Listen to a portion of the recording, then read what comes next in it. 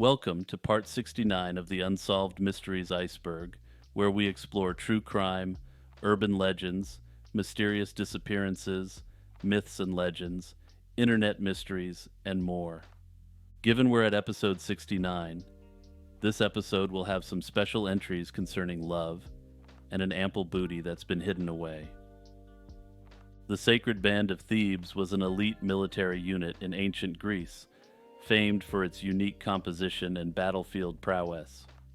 Formed in the early 4th century BC by an innovative Theban commander, the Sacred Band consisted of 150 pairs of male lovers, totaling 300 men. This structure was based on the belief that soldiers who were deeply bonded would fight with exceptional loyalty and courage to protect one another. The unit's members were selected for their military skill and valor, regardless of their social class. The origins of the Sacred Band can be traced back to the aftermath of the Spartan occupation of Thebes.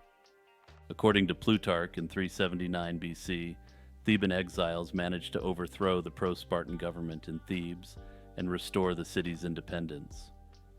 The Sacred Band was established shortly after this event as part of Thebes' efforts to fortify its military capabilities against future Spartan aggression. Initially, the commanders dispersed the members of the Sacred Band among the regular Theban phalanxes to inspire and strengthen the broader army. However, this tactic changed when another took command in 375 BC. He reassembled the Sacred Band into a distinct, cohesive unit, recognizing their potential as a formidable shock troop. This strategic change paid off at the Battle of Tegyra, where the Sacred Band achieved a decisive victory against a far numerically superior Spartan force. This marked the first time a Spartan army had been defeated by a smaller contingent. Estimates suggest that the Spartans had almost 2,000 troops, while the Sacred Band composed just 300 men, plus a smaller amount of cavalrymen. Arguably the most notable victory of the Sacred Band came at the Battle of Leuctra in 371 BC. The Theban army, with the Sacred Band at its core, again faced the Spartans. The Theban commander used the Sacred Band to strike into the strongest portion of the Spartan battle line. The Sacred Band broke through this position, breaking the Spartan lines and causing general disarray, leading the Thebans to victory. The Thebans and the Sacred Band continued to have success until they were ultimately steamrolled by Philip of Macedon and his son, Alexander the Great. Two mysteries continue to surround the Sacred Band of Thebes. The existence of the Sacred Band itself has been a subject of debate among historians, with some questioning whether it was a historical reality or a literary creation. The primary sources documenting the Sacred Band are works by Plutarch and other ancient historians. Plutarch, for instance, was writing about the Sacred Band centuries later and relying on earlier, but now lost sources. Modern scholarship largely supports the historicity of the Sacred Band, citing archaeological evidence and the consistent accounts from ancient sources. For instance, the discovery of the Lion of Chaeronea, a monument erected in honor of the fallen Theban soldiers, is often associated with the Sacred Band. This site reportedly contains the remains of 254 soldiers, which many historians believe to be members of the Sacred Band, who in their final battle with Philip and Alexander perished. On the basis of the historical literature and the archaeological evidence, I personally consider this, quote, mystery as likely resolved in favor of the existence of the Sacred Band. However, I did say there are two mysteries associated with the Sacred Band of Thebes. Some scholars argue that the idea of an elite unit composed of lovers might be a romanticized interpretation of Theban military practices. For instance, at least one historian has proposed that the group actually composed Macedonian mercenaries who were not necessarily male lovers. Also, if you're interested in more historical content, I've included a link to my history channel in the comments. On July 15, 1977, Donald McKay, a furniture store owner and anti-drug campaigner, disappeared from the car park of the Griffith Hotel in New South Wales, Australia. Donald McKay was known for his strong stance against the burgeoning drug trade in Griffith, particularly targeting the distribution of the devil's lettuce by crime syndicates. His anti-drug activities drew significant attention in 1975 when he tipped off the police about a massive pot crop, leading to one of the largest drug busts in Australian history. On the evening of his disappearance, McKay had just left a meeting with friends at the Griffith Hotel. His blood-stained van, along with 3 spent .22 caliber cartridges, was found later that night in the hotel's car park. This discovery led to the assumption that he had been taken by force. The investigation into Donald's disappearance quickly implicated local mafia figures.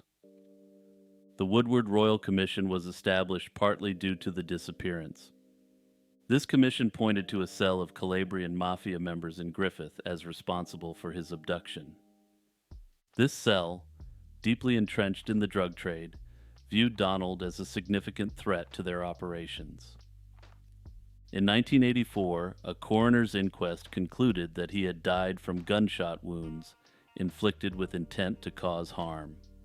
In 1986, an individual named James Basley was convicted of his slaying, despite no body having ever been found. He was found to have conspired with underworld figures and acted as a professional to carry out their will. Despite all this, his body has never been found, making it difficult to bring definitive closure to the case. Also, as a quick aside, having one man convicted of conspiracy on his own seems a little bit unusual. Several individuals were connected to the conspiracy behind McKay's disappearance. Various theories have emerged over the years regarding who was behind the conspiracy. Some suggest he was slain on orders from Robert Trimble, a notorious crime figure involved in drug trafficking. Others implicate Fred Cray, a former police officer turned criminal, as a key player in the plot. The disappearance of Donald McKay has had a lasting impact on Australia. His legacy is remembered through memorials and the Donald McKay Churchill Fellowship, which supports studies into methods of combating organized crime. Notably, in 2012, a $200K reward was put up in a further effort to gain any additional insight into the case. This reward has as yet gone unclaimed, and at this point appears to likely remain that way. The Dublin Whiskey Fire of 1875 occurred on June 18, 1875 in the Liberties, a historic district of Dublin known for its breweries and distilleries. The fire broke out at Malone's bonded warehouse, which stored over 5,000 barrels of whiskey and spirits.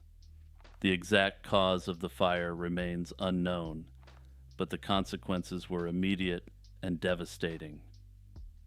As the flames engulfed the warehouse, barrels of high-proof whiskey exploded, sending torrents of burning liquid down the streets. The whiskey, undiluted and highly flammable, flowed out of the building, igniting everything in its path. The streets turned into fiery rivers, with burning whiskey seeping under doors and through cracks in buildings, setting them ablaze. The situation was described by contemporaries as extremely chaotic. Animals, including pigs and horses, fled in panic, some even catching fire themselves. The local fire brigade faced an unprecedented challenge. Traditional methods of using water to douse the flames were ineffective because the whiskey, being lighter than water, floated on top, spreading the fire further. The fire chief devised an unconventional solution. He ordered his men to use sand, gravel, and eventually horse manure to dam the flow of whiskey and extinguish the flames. This method proved effective, albeit with a significant toll on property and lives. Despite the intense flames, none of the 13 fatalities were caused by fire or smoke inhalation. Instead, all the deaths were due to alcohol poisoning. As the whiskey flowed freely through the streets, residents saw it as an opportunity for free booze. They scooped up the whiskey using various containers, including boots and hats, and drank it. The potent, undiluted liquor proved lethal, and many succumbed to its effects. Accounts from the time describe scenes of people passed out in the streets, having drunk themselves into a stupor from the flaming whiskey. The aftermath of the fire highlighted the need for improved fire safety standards and better emergency response protocols.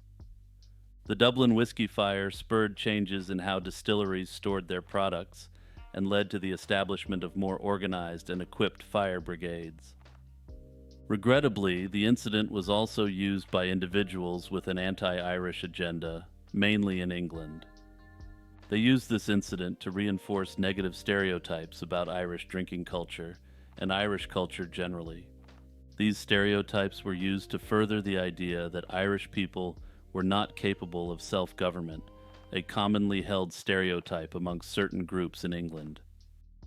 The mysterious death of Don Kemp. Don Kemp was a former advertising executive from New York City who decided to leave his fast-paced life behind after a debilitating car accident. Seeking tranquility, he aimed to start anew in Wyoming, where he planned to write a book about Abraham Lincoln's assassination. Kemp left New York in September 1982, and by November 15th, he was in Cheyenne, Wyoming. There he visited a museum, but left behind crucial items such as his briefcase, traveler's checks, diaries, and his driving glasses. The next day, his Chevrolet Blazer was found abandoned on a remote stretch of Interstate 80. The vehicle was running, and personal belongings were scattered around, yet Kemp was nowhere to be seen. Investigators discovered footprints leading away from the car into the wilderness. These tracks led them to a barn 6 miles away, where they found signs that Kemp had tried to start a fire and left behind some of his socks. Despite extensive searches, including aerial sweeps, Kemp was not found immediately, and a blizzard soon hampered further efforts. Months later, Judy Aiello, a close friend of Kemp, received a series of eerie phone calls. These calls, which were left on an answering machine, consisted of a panicked man reading out a series of numbers for an unknown reason. The man could be heard urging her to call him back. She was convinced the voice was Kemp's, although the caller never identified himself. These calls were traced to a trailer in Casper, Wyoming, rented by a man named Mark Dennis. Dennis denied knowing Kemp and passed a polygraph test, and was ruled out as a suspect. Despite this, Kemp's mother remained suspicious, believing Dennis was involved in her son's disappearance. Adding to the mystery, there were reported sightings of Kemp in Casper following his disappearance, the same place the calls came from. These sightings, combined with the phone calls, fueled speculation about what really happened. Kemp's decomposed remains were eventually found in October 1985, not far from where his car had been abandoned. The autopsy showed no signs of foul play, suggesting that he had perished in the harsh conditions soon after disappearing. However, this conclusion did not satisfy everyone, particularly his mother, who continued to suspect foul play. She remained convinced that her son was a victim of a more sinister plot, potentially involving a kidnapping for ransom. Some theorized that Kemp had fallen victim to foul play, while others suggested he may have been mentally unstable and wandered off, unable to survive the elements. The case of Don Kemp remains unsolved, with numerous unanswered questions and lingering doubts. Captain Kidd's booty.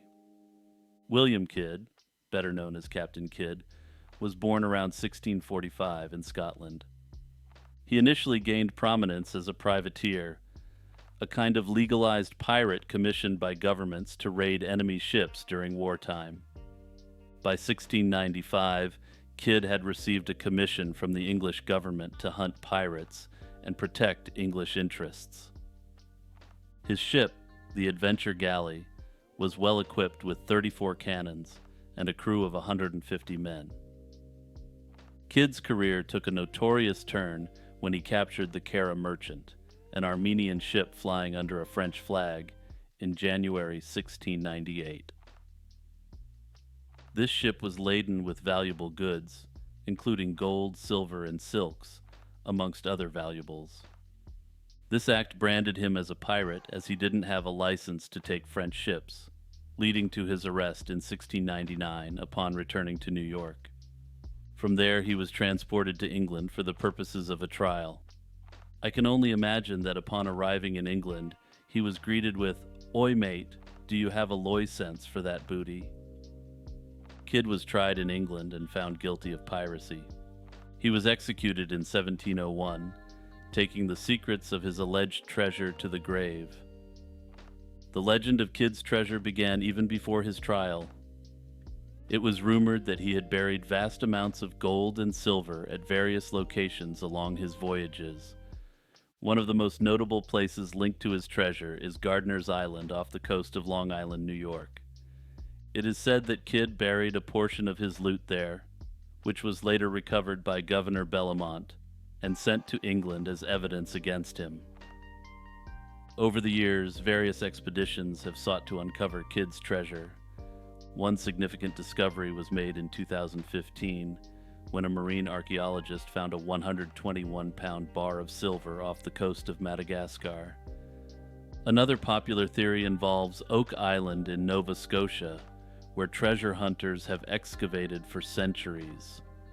The Money Pit on Oak Island is thought by some to be linked to Kidd, especially after a stone tablet was discovered with an inscription suggesting treasure buried deep underground. Despite numerous efforts, the pit remains a mystery, with various theories ranging from William Kidd's fat booty to the Ark of the Covenant. There are several other suggestions as to where Captain Kidd's big bountiful booty ended up. For example, some believe that Kidd hid additional treasures along the coasts of Connecticut, New Jersey, and even as far as Vietnam. The true nature and extent of Captain Kidd's booty remains unknown, but according to my research, theorists speculate that the only booty larger is Yo Mama's.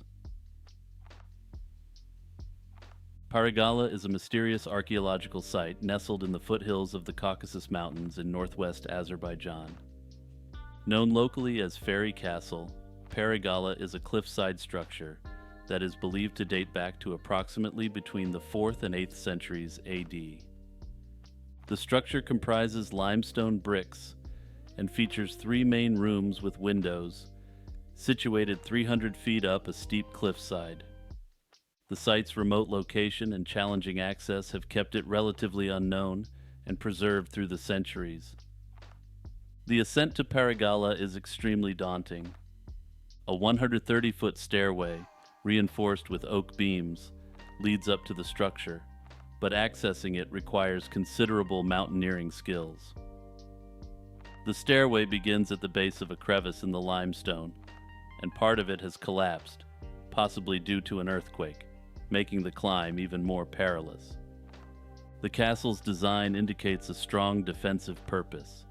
Its strategic location atop a cliff would have made any assault incredibly difficult to impossible with contemporaneous technology. The enclosed stairway, narrow passageways, and high vantage points suggest that the builders had security and seclusion in mind. One legend associated with the castle dates back to the time of Genghis Khan, who allegedly sought a local ruler's daughter for his harem. According to the tale, the ruler's daughter, Peris, had a castle built on the cliff to escape the Khan's advances. Faced with imminent capture, Peris is said to have leapt from the castle, preferring to evade capture through drastic means. Despite its rich folklore, concrete historical records about Parigala are scarce. The exact reasons for its construction, the identity of its builders, and the purposes it served remain speculative. Some theories suggest it might have been a religious site, given its small size and apparent lack of strategic resources like a water supply. Under this theory, the site may have been used as a Christian monastery. The last known person to successfully scale the castle was Mamad Daradov, a local wrestling champion. He made the climb in the 1970s and erected makeshift aids to assist future climbers. However, the difficulty of the ascent has deterred many, preserving the site's condition. The Grunch Road Monster, also known as the Grunch, is a creature said to haunt the swamps and marshes of southern Louisiana, particularly around New Orleans. This cryptid is described as a small bipedal creature, standing around 3 to 4 feet tall with a goat-like appearance. It is reported to have leathery or scaly black-gray skin, sharp spines, and long horns or quills running down its back. Its eyes are often described as glowing red or blue-green, and it is said to emit a strong, unpleasant odor. The legend of the Grunch Road Monster dates back to the early days of New Orleans. Some accounts link its origins to a notorious voodoo priestess who performed a disturbing ritual that created the monster. Another version tells of a group of deformed humans, ostracized due to their unusual appearances. According to this account, these individuals lived in the woods and gradually became associated with the Grunch legend. Throughout the 19th and early 20th centuries, sightings of the Grunch were sporadic but locally notable. A notable incident occurred in 1909 when a streetcar driver reported a terrifying encounter with a, quote, huge hairy beast. Over the years, numerous sightings of the Grunch have been reported. One common element in these encounters is the Grunch's ambush tactic, placing an injured animal, usually a goat, by the roadside to lure unsuspecting motorists. When they stop to help, the Grunch monster allegedly attacks. The most recent surge in sightings occurred after Hurricane Katrina in 2005. As the disaster displaced many people and animals, some believe it also drove the Grunch from its hiding places, leading to more frequent encounters with the creature. Renewed interest in the Grunch Road Monster has inspired various theories regarding its origins and nature. Some believe it to be a type of chupacabra, a legendary creature known for attacking livestock in Latin America and the American Southwest. This theory is supported by the Grunch's reported habit of draining the blood of its victims, a behavior also attributed to the chupacabra. Others speculate that the Grunch could be a mutated animal, perhaps a result of exposure to toxic waste or radiation. This idea aligns with descriptions of its unusual appearance and the belief that it possesses unique, possibly supernatural abilities. Despite the numerous stories and sightings, there is no concrete evidence to prove the existence of the Grunch. Like, subscribe, join the Patreon or YouTube membership, join the Discord, and also follow my Spotify page for lo-fi beats. Shout out to my patrons Noah Schubert, Iced Mocha, Kurt the Squirt, Monoxide Wendigo, Jeffer Metcalf, Z Volts, France Tech, Unknown Delusions, Faye, Jack Russell, Boomslang, Spookiest Becky, Vespertine, Metanova, Will Roan, Crab Nebula, and Blasphemous.